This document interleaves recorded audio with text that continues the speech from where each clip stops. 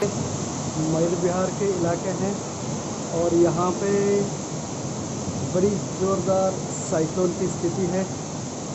एकदम से यहाँ पे आंधी आई और यहाँ पे देखिए ज़बरदस्त तबाही मचाते थे। ये एक रेजिडेंशियल एरिया है, सामने आप देख रहे हैं ये पार्क है और यहाँ पे देखिए लगभग 70 से 80 स्पीड से 70 से 80 के किलोमीटर पर आवर पे ये हवा चल रही है।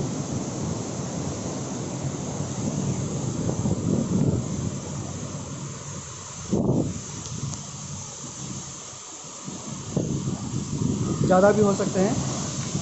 ओह माय गॉड, इतना ज़बरदस्त तबाही मचा है। ये मैं हमारे जो घर है इसके बालकनी से शूट कर रहा हूँ और हवा के साथ साथ यहाँ बारिश भी काफ़ी तेज़ी से हो रही है।